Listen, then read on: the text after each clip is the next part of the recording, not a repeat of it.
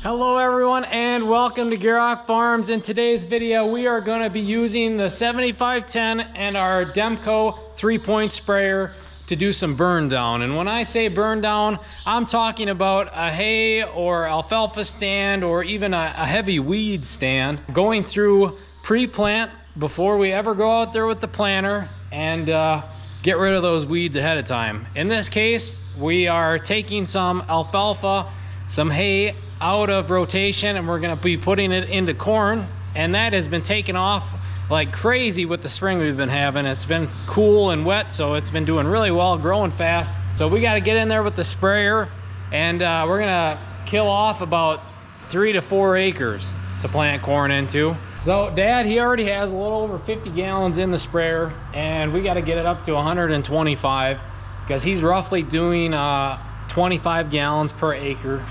So that this whole tank here, we can do about 8 acres with. And he wants to do a 5-acre batch just so he has a little bit of extra for some of that overlap. And then especially when we get on the side hills, then it pays to have an extra acre worth of solution in there so that you stay primed up and that pump isn't sucking air. I'm gonna start getting some water into this tank, and then I'll take the time to talk to you about our chemical mix and what we're using to kill off this alfalfa stand. So thank you all for watching. Hope you enjoy the video.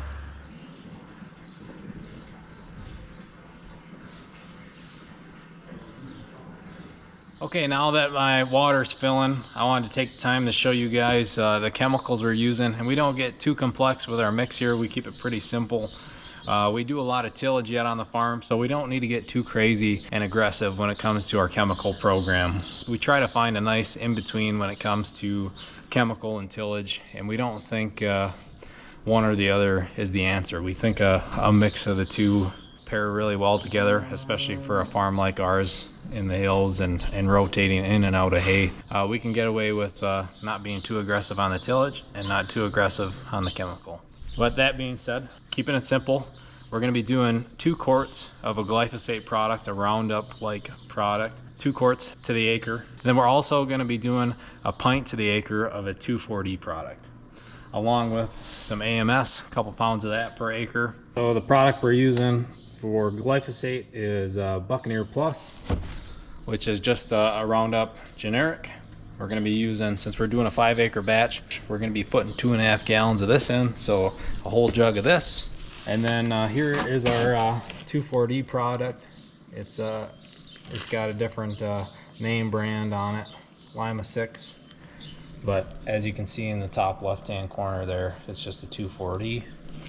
And then also, when you look at your active ingredients, it's essentially 2,4-D. So don't quote me on all this, because by no means am I an agronomist. To my knowledge, that glyphosate is going to help knock almost everything back, especially the grasses. And then the 2,4-D is going to target primarily the broadleaves. So any of the clovers, or say there were like pigweed or water hemp in there, along with the alfalfa itself, that's going to help target that. But both are going to be knocking down our hay stand. And that AMS, all that's really doing is just helping the plants uptake that these 2 chemicals here. It's more or less a carrier, I guess you could say, and encourage those plants to uptake those products even more than they already would. And then talking about uptake, being out here in the sun, you can see that it is a beautiful, beautiful sunny day, starting to warm up quite a bit. So those plants are really going to be opening up, and they're really going to take this product in nice. They're really going to absorb it nice. Especially a contact product like Roundup or glyphosate, you want to cover that plant really well, and you want it to absorb it for it to do its thing and work properly. And then we'll get our 2 quarts. That'll be fine, because I can use it out on that sod. As long as it's... Get this mixing.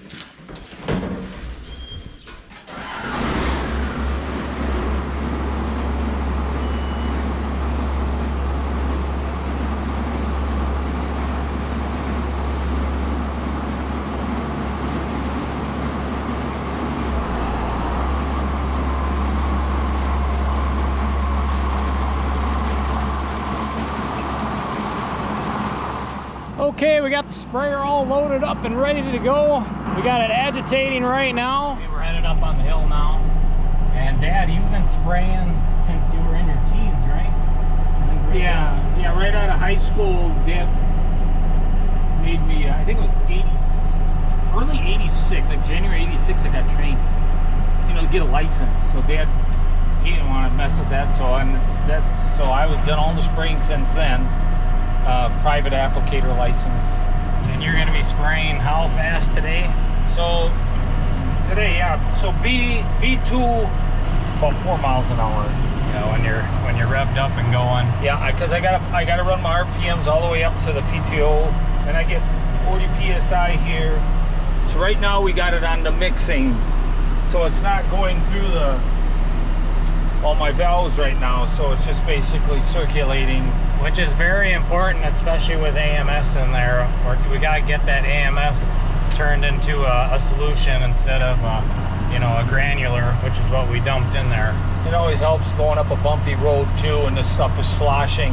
Yeah, to mix your product in well. Yeah, otherwise you'll have nozzle tips that are plugging and not an even application. So good agitation is very important, especially if you're mixing dry products in with your liquid tank.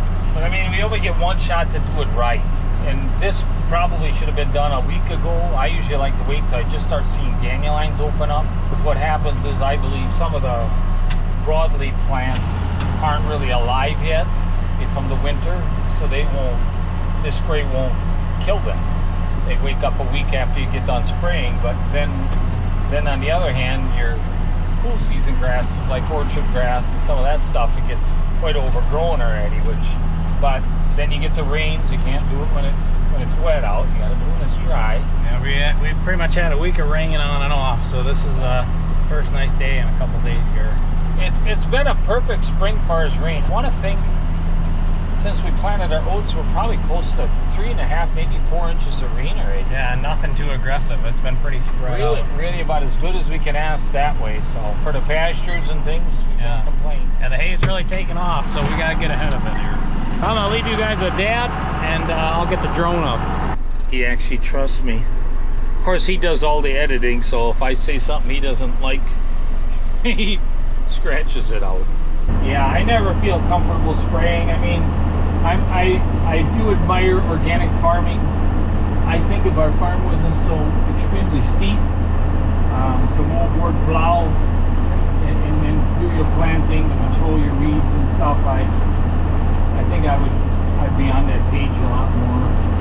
We are looking for a rollover plow. I got a guy to price some new ones. I'm almost scared to even know what they're worth, but maybe for like next year or something. I don't know. It'll be a while, but I always wanted one.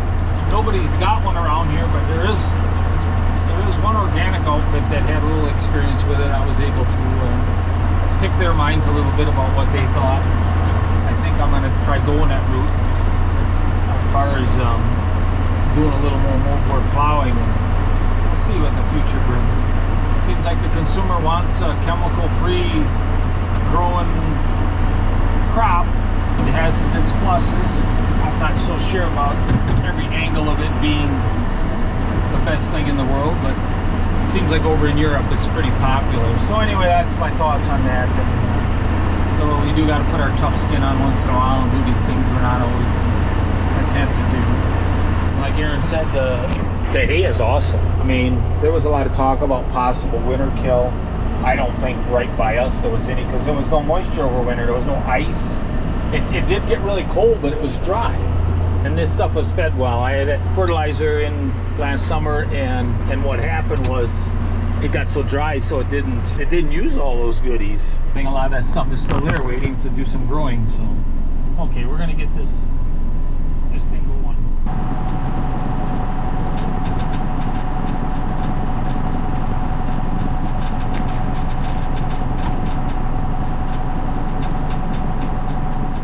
We're going to run our RPMs all the way up to the PTO speed, which is just a little over 2,000 on the motor. And then this runs our way up to 120, but then when I start spraying it kicks it back down to 40. So the idea is to only spray the target, the field you want sprayed, not the road, not the waterways can be real interesting. And this 3-point sprayer, I can hit the target a lot easier than a pull type. And there I am at 40. We're gonna let it run just a little bit because we got water in the booms from clean out.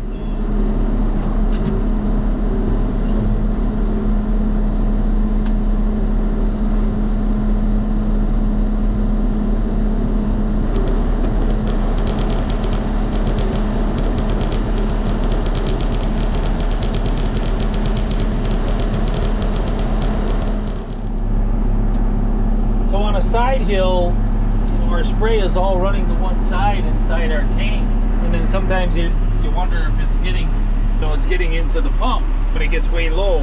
So what I do is I watch my gauge, and if my pressure drops suddenly, that means my pump is catching air, and it's time to stop and go refill. So that's kind of how that works.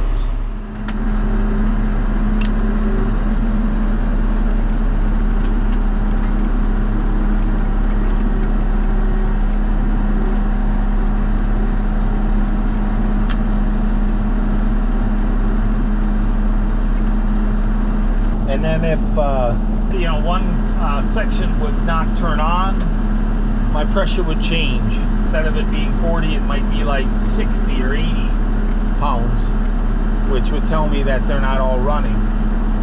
As long as it's staying consistent at 40, that means all my nozzles are working properly for the most part.